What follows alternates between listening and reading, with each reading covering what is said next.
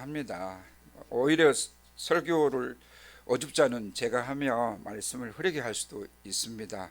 그건 인정하시고, 그나마 그럼에도 불구하고 부족한 종이 또 깨달은 말씀을 전달하고자 합니다. 제가 발달 장애인 두 사람을 이렇게 섬기는 특정 후견인입니다. 특정 후견인은 정신장애를 가진 발달 장애인에게 물질이나 법적인 문제나 병원에 수술을 해야 하거나 큰 문제를 가지곤 했을 때 보호자로서, 법적인 대리자로서 도와주고 결정해주는 아주 막중한 임무를 가지고 있습니다. 이거는 교육을 받아야 될 뿐만 아니라 법원에서 허락해야만 합니다. 제가 두 분 중에서 한 분을 먼저 섬기게 됐었는데, 그분을 만나러 갈 때마다 맨손으로 가도 되지만 이것저것을 가지고 갔습니다. 그래서 제가 한 분은 뭘 좋아하시냐 물어봤더니 삼겹살을 좋아한대요. 그래서 제가 삼겹살을 사갔습니다. 며칠 뒤에 전화가 왔어요. 삼겹살이 먹고 싶다고. 알았다 하고 제가 사갔습니다. 또한 제가 이제 보호 종료 아동들이라고 그러잖아요. 보호 종료 아동들은 엄마 아빠가 없거나 보호자가 없어서 고아원이나 보육원에서 살다가 만 19세가 되면 이제 거기서 나와야 돼요. 한 500만 원 정도, 지자체마다 다른데 500만 원, 그동안에 저금한 돈 한 돈 1000만 원 가지고 나와야 되는데, 그 아이들 또 이렇게 상담도 하고 도와주면서 그 아이들을 위해서 수육을 삶아서 주는, 그러니까 제가 그 아이들을 선교 장애인을 섬긴다고 그래서 저에게 이제 수육을 좀 삶아 주더라고요. 그래서 그분에게도 이렇게 전달했죠. 근데 처음에는 아주 맛있다라고 얘기를 하더라고요. 맛있게 잘 먹었다 하는데 몇 달 뒤에 지금도 맛있나 싶어서 그분 도와주고 있는 장애인 활동 지원사에게 전화를 했죠.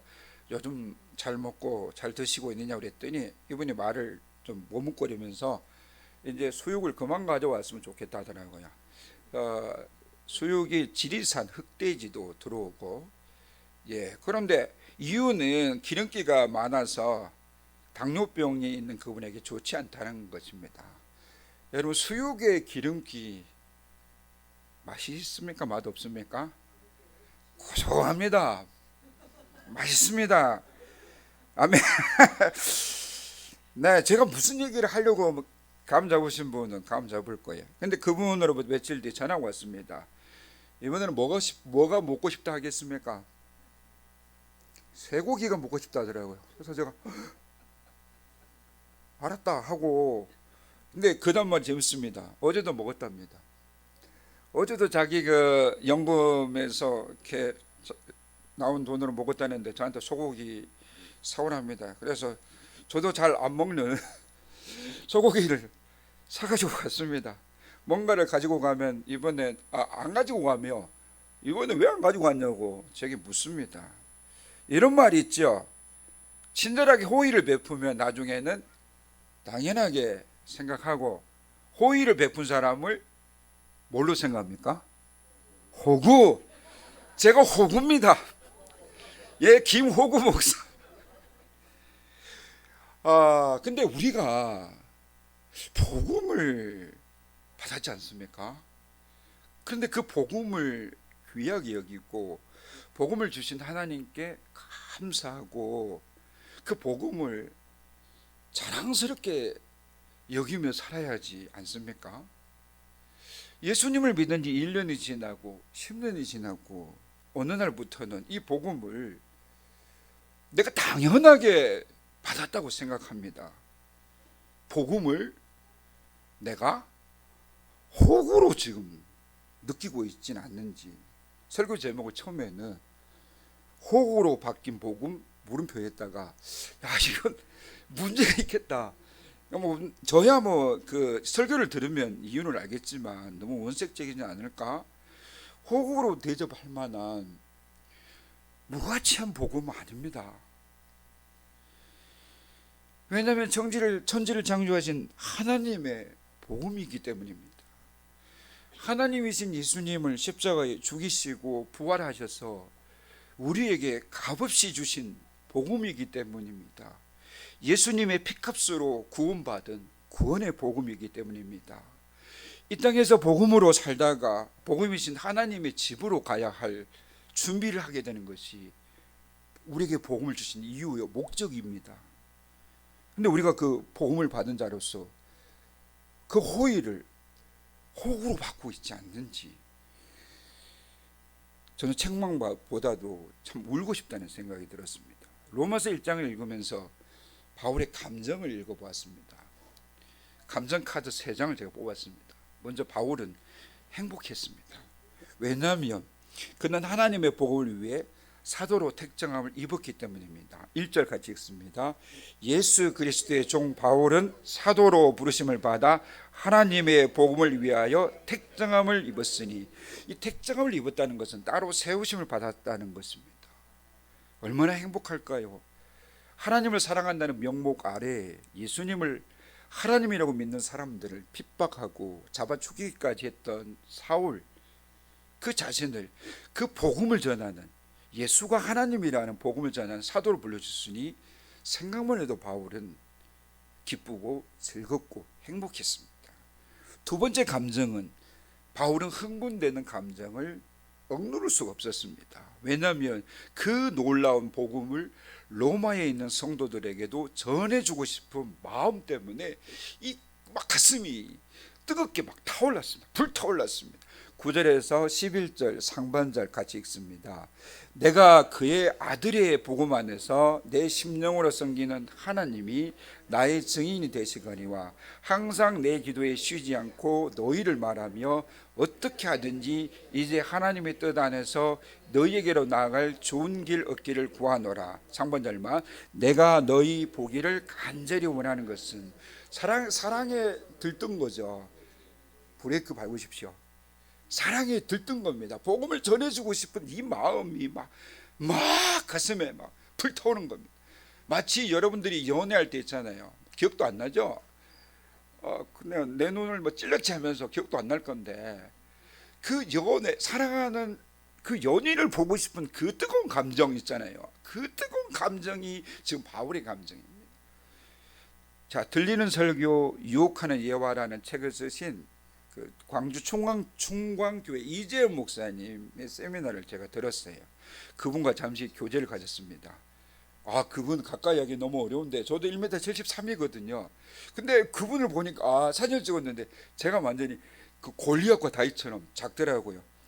근데 그분과 잠시 교제를 경산에서 가졌는데요, 그분의 책을 1월 달에 나와서 제가 읽고 바로 서평을 했기 때문에 목사님에게나 저에게나 의미 있는 만남이었습니다. 그분의 강의 중에 완벽하게 이해할 수는 없지만 완벽하게 사랑할 수는 있습니다. 완벽하게 이해할 수는 없지만 완벽하게 사랑할 수 있습니다. 이 문장이 제 마음에 꽂힌 거예요. 왜냐하면 저의 삶에서 이해되지 않는 몇 가지가 있습니다. 물론 제가 왜 이렇게 멋지게 태어났을까? 보세요. 청소년들과 청년들한테 제가 이렇게 강의라고 멘트를 날리면은요, 와 이렇게 하고 네네 때로는 야유를 하는데, 여러분 헐도 아니네요.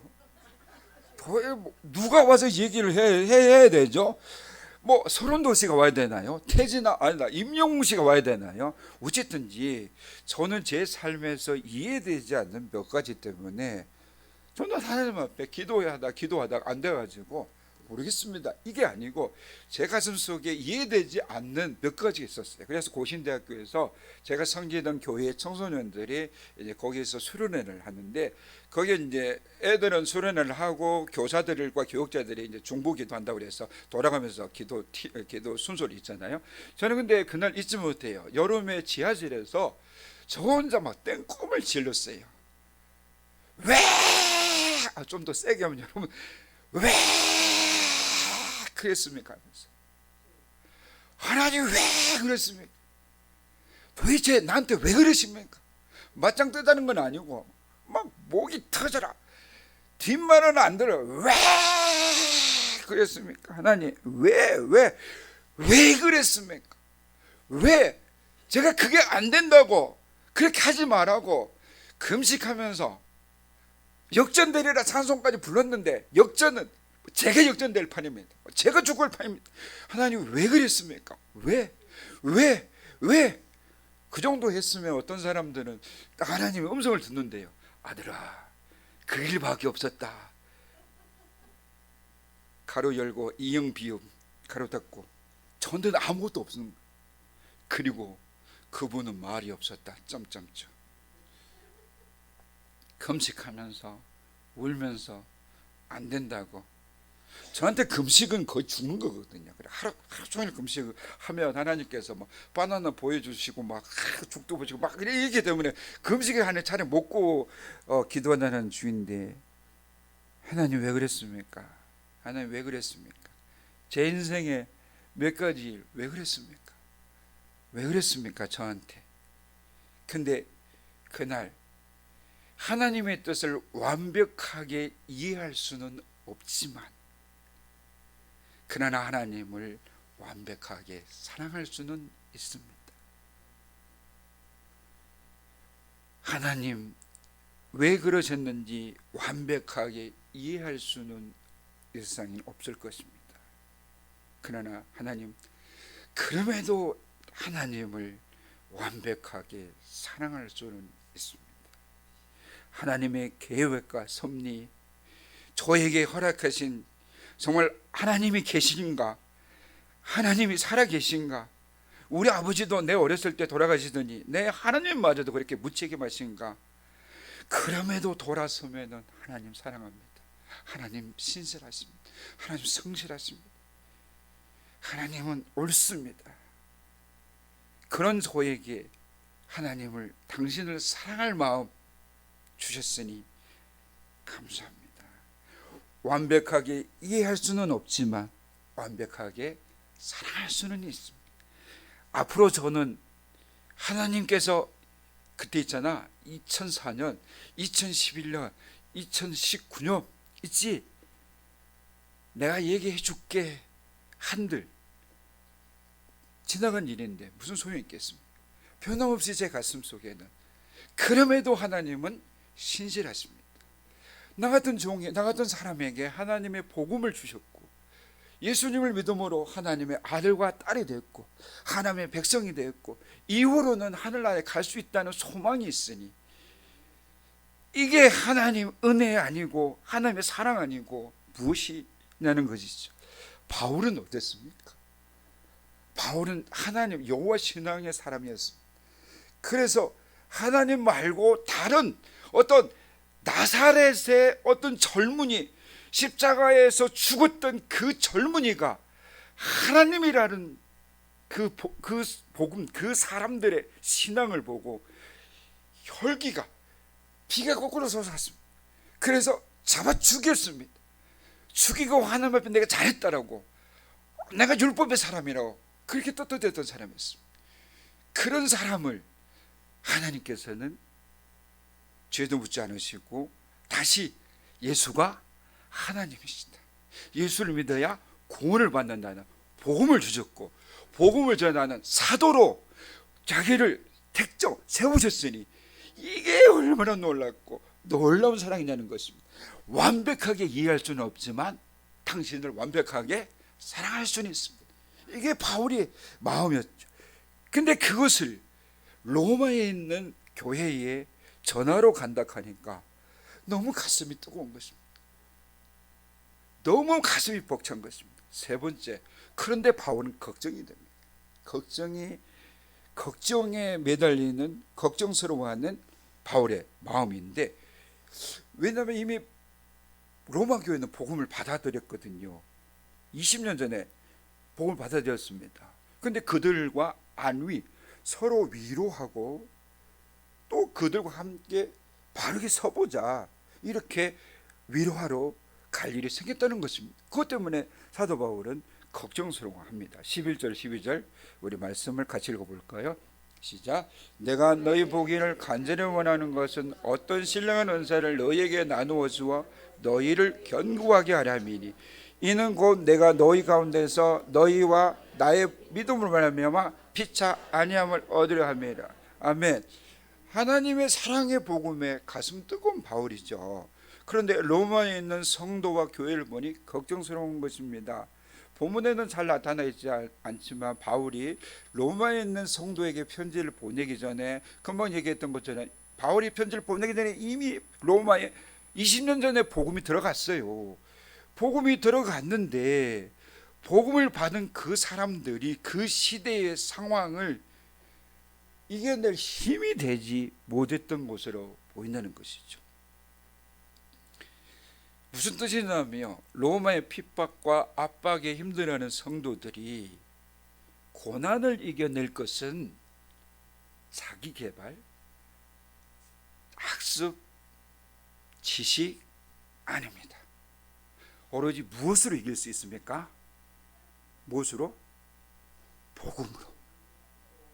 아멘. 복음으로 그 어려움과 고난을 이겨내야 됩니다. 정치가, 재력가, 선후배, 상황, 건강, 체력, 아무것도 그 어려움을 이길 수 없었습니다. 오로지 복음, 복음만으로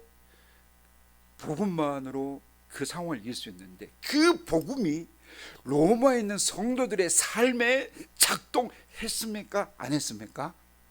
안 했습니다. 못했습니다. 복음을 받아들인 사람은 어려움과 힘듦과 고난을 복음이 작동해야 이 고난을 이겨낼 수가 있다는 것입니다. 예수님 때문에, 십자가 때문에, 보혈 때문에, 구원의 능력 때문에 고난을 이겨나가고 어려움을 이겨나갈 수 있는데 그러지를 못하는 것입니다. 그래서 어떤 신령한 은사, 복음에 대한 이해가 은사라고 설명을 하는 사람들이 많습니다. 복음을 가졌는데 그 복음이 삶에서 작동하지 못하니까 그 복음이 어떻게 고난에서 고난을 이길 수 있도록 삶에 역동하는지, 이 은사, 이 선물을 내가 전해주고 싶다, 이렇게 바울이 얘기를 하고 있습니다. 그래서 그 복음 때문에 그 로마에 있는 성도들과 교제를 하자. 교제하면서 너희들도 힘들지만 나도 힘들고, 그렇지만 이 복음 때문에 서로 우리가 위로를 얻자, 힘을 내자. 그러면 내가 너희들을 세우고 너희들은 나를 세우고, 우리 중간에 복음이신 누가 계시는 거예요? 예수 그리스도가 계신 거예요. 그러니까 서로가 서로를 안위, 위로하는 거예요. 컴포트, 세우는 거예요. 그러니까 내가 너희들을 세우고, 그게 뭐예요? 내가 여러분과 함께 지내면서 여러분과 내가 서로의 믿음으로 서로 격려를 받고자 하는 것입니다. 근데 이 사람들이 복음을 처음 듣는 사람이라고요? 복음을 들었던 사람들입니다. 이런 마음에서 바울의 마음을 읽다 보니까, 바울의 마음을 따라가다 보니까 복음이 무엇인지 궁금해져요. 복음이 무엇인지 궁금해지는데, 복음이 성경을 통해서 미리 말씀하신 하나님의 복음이라는 것입니다.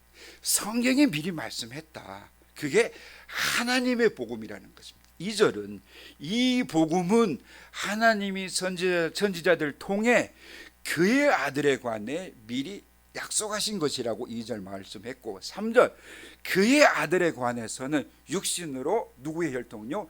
다윗의 혈통. 4절 성결의 영, 성령으로서는 죽은 자들 가운데서 어떻게 하사? 부활하사 능력으로 누구의 아들? 하나님의 아들로 확정되셨으니 곧 누구시라?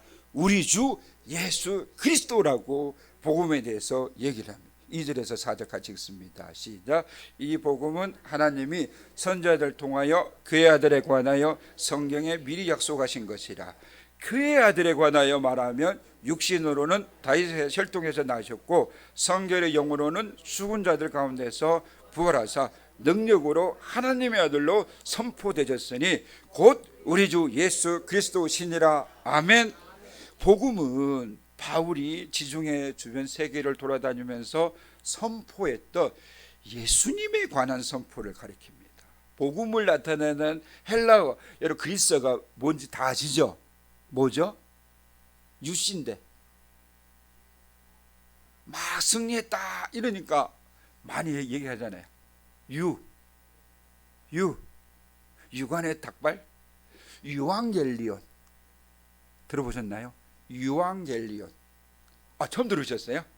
유앙겔리온이 헬라 그리스어로 복음인데 문자적으로는 좋은 소식, 굿뉴스. 근데 바울은 이 유앙겔리온이라는 이 언어, 단어의 단계 뜻으로 두 가지를 해석해요. 첫째는 히브리 성경의 용법으로 사용했는데, 히브리 성경은 구약입니까? 신약입니까?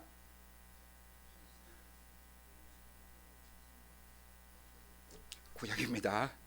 예, 신약은 거의 헬라 그리스식이라고 얘기를 하시면 되는데 그거는 성경에 시험에 안 나와요. 자, 그러면 히브리 성경 용법으로 이사야 40장 9절을 우리 같이 읽어봐요.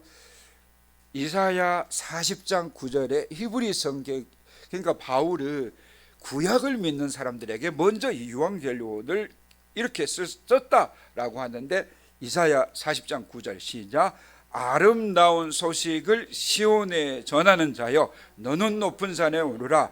아름다운 소식을 예루살렘에 전하는 자여, 너는 힘써 소리를 높이라. 두려워하지 말고 소리를 높여 유다의 성읍들에 이르기를 너희의 하나님을 보라 하라. 여러분, 아름다운 소식 괄호 열고 좋은 소식이라고 하시면 돼요. 아름다운 소식 두 번이나 했잖아요. 이게 뭐라고요? 복음이에요. 야, 헬라어 그리스어로 뭐라고요? 유앙겔리온이에요. 그러니까 굿뉴스죠. 자, 이사야 52장 7절, 이사야 52장 7절 같이 읽어봅시다. 이사야 52장 7절 시작. 좋은 소식을 전하며 평화를 공포하며 복된 좋은 소식을 가져오며 구원을 공포하며 시온을 향하여 이르기를 내 하나님이 통치하신다 하는 자의 산을 넘는 발이 어찌 그리 아름다운가. 여기 좋은 소식이, 복된 좋은 소식이 뭐라고요? 복음. 헬라어로 뭐라고요? 유앙겔리온, 굿뉴스.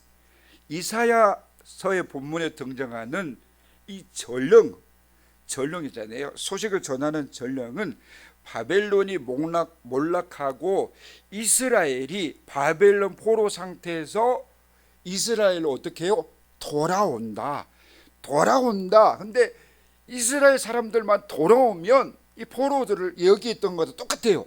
근데 포로들이 돌아왔으니까 누가 돌아와야 돼요? 누가 돌아와야 돼요? 하나님도 돌아오셨네. 이게 뭐라고요?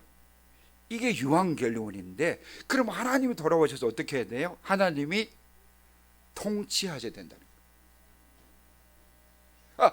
자기네들이 하나님의 말씀을 어겼기 때문에 포로로 잡혀갔는데, 하나님이 70년이 지나면 다시 고국으로 돌아오게 할 것이다.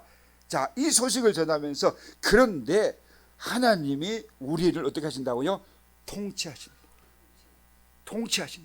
이게 좋은 소식이에요. 하나님이 통치하신다. 그러면 히브리식 말고 그리스 로마 세계에서 유앙겔리온은 수호신으로 여겨지는, 여러분 로마에서 수호신은 누구였는지 아십니까? 황제였어요. 수호신으로 여겨지는 황제의 탄생, 이게 유앙겔리온인 거예요. 그리고 왕이, 그러니까 황제가 등극, 왕이 설 때, 이게 뭐라고요? 유앙겔리온. 자, 이 히브리식과 그리스 로마식을 아는 사람들에게 바울은 똑같이 어떤 단어를 쓰고 있습니까? 유앙겔리온을 쓰고 있습니다.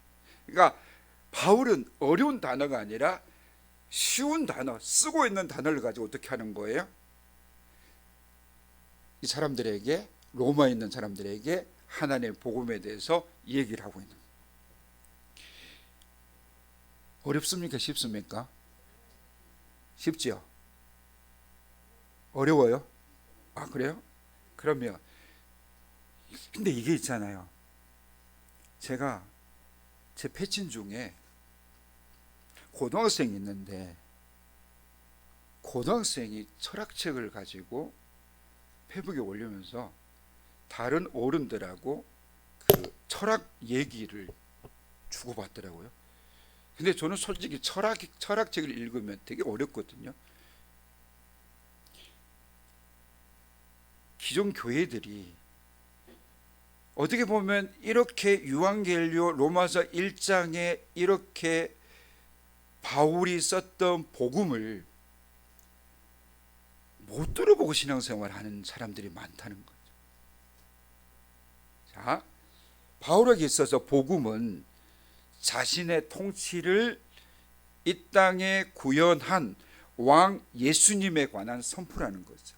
아까 로마 사람들은 유한겔리온이라면 누가 태어났다고 그랬죠? 황제가 태어났을 때나 황제가 왕으로 등극할 때 뭐라고 그런다고요? 유한겔리온. 근데 바울은 지금 이 유한겔리온을 누가 다스리는 세대를 얘기합니까? 누가 다스리는 세계를 얘기하죠? 예수님 하나님. 어쨌든 어려운 얘기 조금만 더 하고 아주 여러분 입맛에 맞는 얘기를 할게요. 사람들은 이 어둠의 세상, 황제가 다스리는 세상을 박차고 예수님이 다스리는 세상에서 살아야 된단 말이에요. 그런데 황제가 다스리는 세상에서 예수님이 다스리는 세상으로 살려고 하니까 너무 인기도 없고 힘이 없는 거예요. 복음을 받았는데, 예수님을 믿었는데, 이 험한 세상을 믿음으로 복음으로 살아가야 되는데, 복음이 무엇인지를 들어보지도 않았고 복음이 무엇인지 생각도 안 한다는 얘기죠.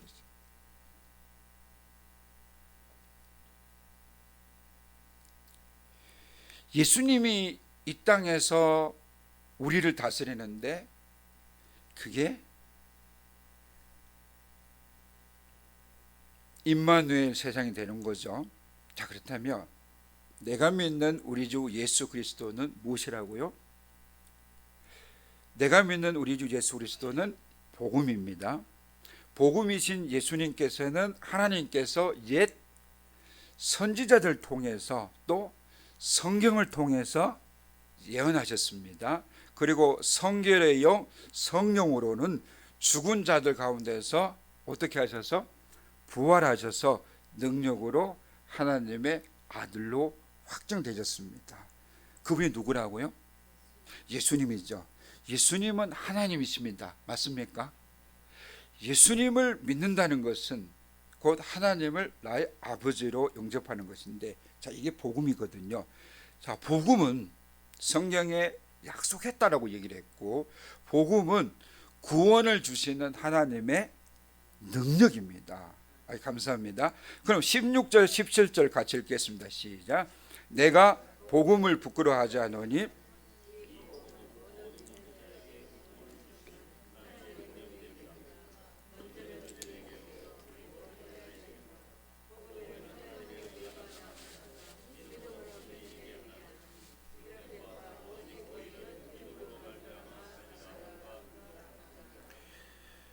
자, 그러면 이제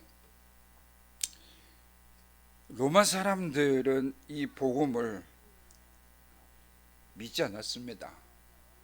다음번에 만나면 다음번에 설교할 때는 로마 사람들의 그 독수리 깃발에 대해서 또 얘기를 하고 싶은데요. 오늘은 그렇다면 지금까지 아주 쉬운 말을 어렵게 얘기를 했는데, 그렇다면 이야기를 통해서 복음이 우리 삶에서 어떻게 작동되는지를 한번 이야기를 해드리고 싶어요. 자, 그렇다면 여러분에게 처음에도 질문했던 게 그거였습니다. 여러분들이 예수님을 영접했습니다. 아멘. 복음을 받아들였습니다. 아멘. 복음이 유한겔리온인지 몰라도 괜찮아요. 어쨌든 예수님을 나의 구주로 영접했습니다. 그렇다면 그 복음이, 그 믿음이 내 삶에서 어떻게 작동되느냐, 어떻게 역사하고 있느냐, 이 말이 이해되십니까? 그건 고민해 보자고요. 저희 주제는 그거예요. 내가 믿는 예수 그리스도에 대한 복음, 복음이 뭐 구약시대에 얘기됐고, 뭐 성결의 영으로 성령으로 부활하셨고 승천하셨고 그 예수님이다. 맞다. 근데 바울은 복음을 부끄러워하지 않는다. 뭐 자랑스럽게 생각한다는 거죠. 그런데 그 복음이 바울의 삶이 어떻게 작동했느냐는 거죠. 로마 성도들에게 어떻게 작동되기를 바랬기 때문에 그런 얘기를 했느냐는 거죠. 자,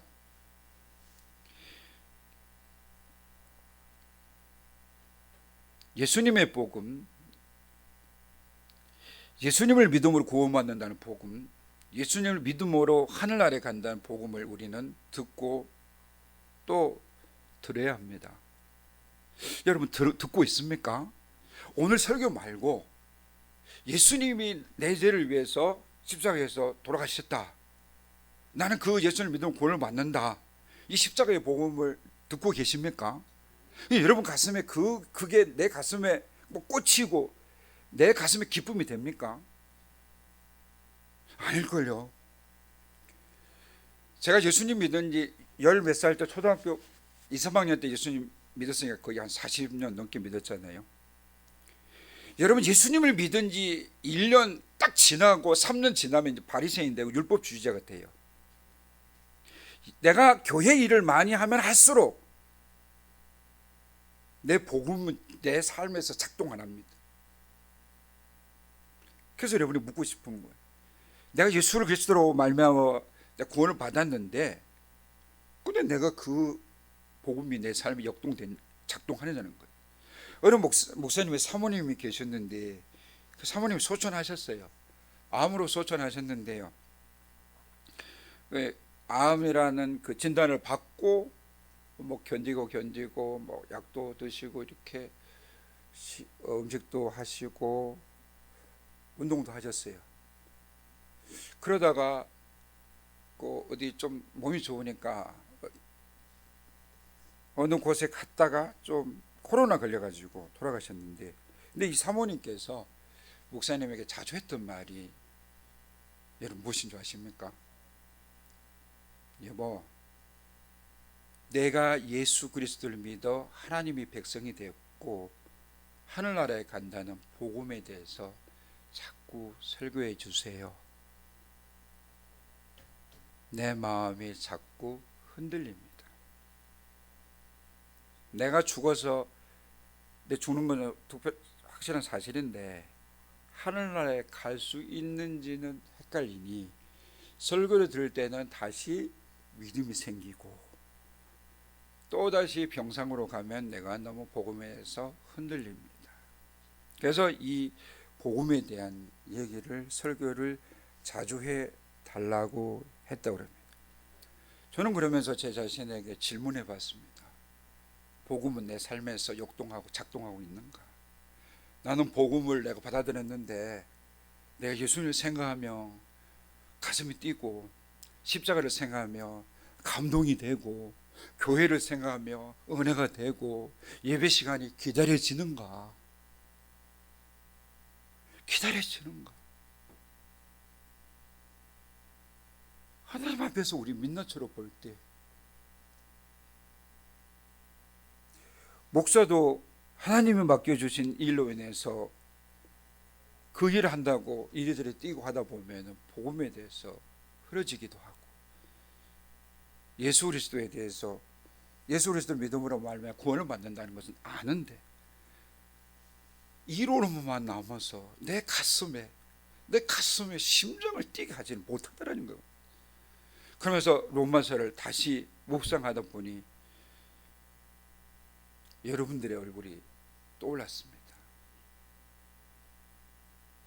우리 응원교회 성도들은 예수님을 믿은 지 다들 오래되셨는데 응원교회 주축들이고 응원교회를 위해서 핵심들인데, 응원교회를 위해서라면 정말 젊음을 바쳤고 목숨을 바칠 그런 사람들인데, 정말 그랬는데 그 모든 것들이 하나님의 복음 때문에 하고 있는 거지, 하나님의 가슴으로 뜨거운 십자가의 복음으로 하고 있는 거지.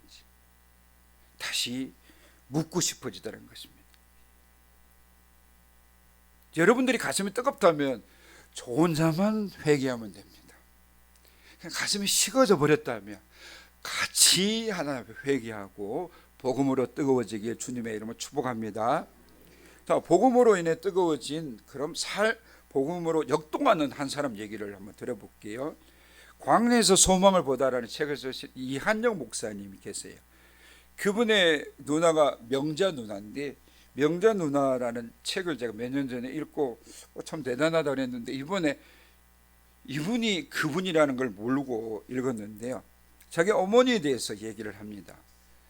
아버지는 90세였는데 결혼하신 지가 24세 결혼하셨으니까 65년이 됐다라고 얘기를 하죠. 그런데 아버지는 엄마가 그냥 엄마 아빠라고 그럴게요. 엄마가 평생 아버지를 만나서 불평하는 것을 한 번도 들어보지 못했다는 것입니다. 아버지는 독자시고 할머니는 젊은 나이에 과부가 되셨기 때문에 아시잖아요, 그죠? 자, 이 독자 아들을 키우는 이 엄마, 할머니는 아들 하나 올바로 키우려고 아주 강직하셨다고 그래요. 그러니까 이 며느리로서 뭐 친구처럼 대해준다고 하셨지만 얼마나 힘들었겠느냐, 그런 얘기를 해요. 그러면서 자기가 보는 앞에서도 할머니가 자기 엄마를 그렇게 야단치시기도 하셨다. 그런데 이 엄마는 한 번도 할머니에 대해서 불평 한마디 하지 않더라. 그런데 할머니가 97세였고 엄마가 70세 냈는데도 불평 한마디 안 했다는 것이죠. 근데 이 엄마가, 목사님의 엄마가 미국에 사실 때 세탁소를 운영했다고 그래요. 미국의 세탁소라는 것이 새벽 6시에 문을 열어서 일이 많을 때는 저녁 늦게까지 일해야 한다는 것입니다. 근데 이 일이, 저는 세탁소 일이 좀 쉬운 줄 알았어요. 그랬더니 젊고 건강한 남자들에게도 보통 힘든 일이 아니래요. 중노동 중에 중노동이라고 합니다. 그래서 엄마에게 세탁소 이렇게 힘든데 어떻게, 그랬더니 야야, 돈 주고 사우나도 가는데 돈 안 내고 사우나하는 것이 얼마나 좋냐, 이렇게 하더랍니다. 그런데 이 엄마는 자기 이분 글 표현대로 해볼게요. 그렇게 몸을 깎아 번 돈을 모으셔서 신학생들에게 장학금을 주시고 어려운 이웃들을 돕기도 하셨습니다. 그래서 이 몸을 깎아 번 돈을 모아서 이렇게, 근데 이제 그렇게 장학금을 줬는데 이 엄마가 장학금을 주신 분 보니까 세상에 그 어떤 분이 어느 대학 총장님이 되어 계신 것도 봤대요. 어려운 이민 생활 속에서도 엄마의 입에서는 항상 감사가 넘치더라는 거죠. 아까 얘기했던 것처럼 명자 누나 있잖아요. 명자 누나가 이제 결혼하고 아기를 가지면서 아마 암인가 걸렸다고 그래요. 그런데 암으로 27년 동안 고생하시다 돌아가셨대요. 근데 이 엄마가 이 딸을 그 옆집에다 이렇게 두면서 늘 이렇게 밥을 먹이고 또 그랬대. 근데 암이다 보니까 밥을 먹이면 토하고, 그러면 닦아주고 또다시 먹이고.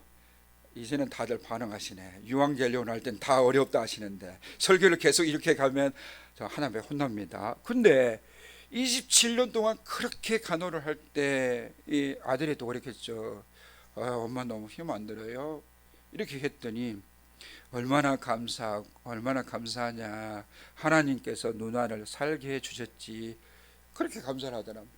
근데 이 명자 누나는 뭐 돌아가셨어요.